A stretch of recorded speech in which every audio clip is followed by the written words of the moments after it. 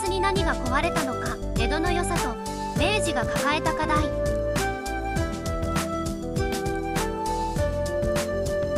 幕末と聞いてあなたはどんな光景を思い浮かべますか？ちょんまげを切り落とす侍、文明開化、西洋風の服装。けれど本当に壊れたものはそれらではありませんでした。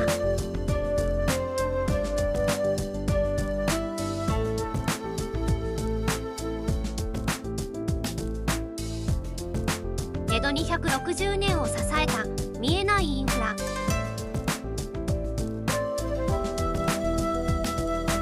江戸時代260年もの長きにわたり、日本は大きな内戦もなく安定していました。それを支えていたのは武力でも制度でもありません。人々の心の秩序、内側に流れる生活のリズムでした。武士の恥を基準にした自立、町人同士の助け合い。農民は季節とともに生きることで暮らしを成り立たせていました。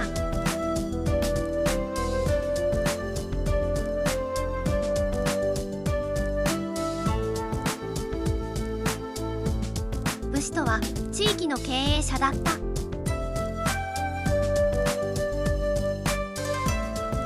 武士はただのお給料をもらう人ではありませんでした。多くの武士は地領地を持ち、その土地の治安、教育、福祉、朝廷まで命がけで背負っていました。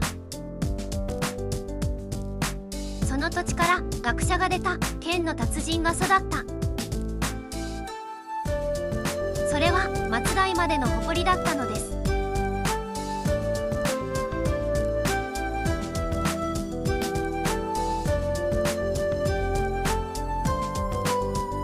明治で起きた突然の断絶。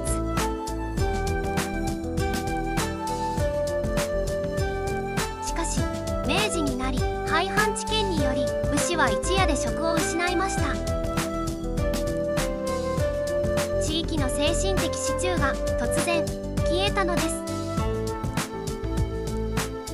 その結果、治安は悪化し、人と人のつながりは薄れ、無縁社会が生まれていきました。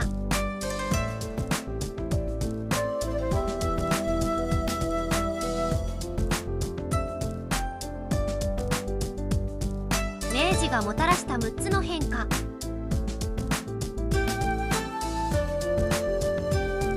明治政府は日本を守るため急ぎました。しかしその過程で江戸と相性の悪い仕組みが一気に入ってきます。中央集権化、教育の確立化、家族制度の強制、徴兵制、上下支配モデル、貨幣経済の急拡大。これらは全て江戸の自立と共鳴の社会とは噛み合いませんでした。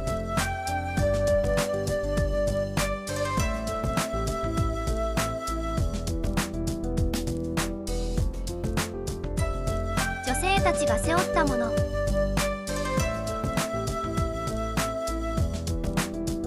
特に大きな影響を受けたのが女性たちでした。江戸の女性は家計を管理し、教育を担い、地域を支える存在でした。しかし明治以降、その力は制度の中から消されていきます。これは日本社会にとって大きな損失でした。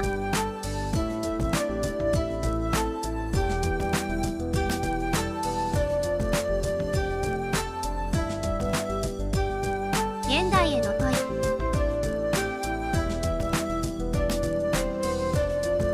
壊れたのは伝統でも武士でもありません。壊れたのは心の仕組み、社会に共鳴する心の配線でした。今私たちは何を取り戻すべきなのか。自立、共鳴、助け合い。その答えはもしかすると江戸の暮らしの中に静かに残っているのかもしれません。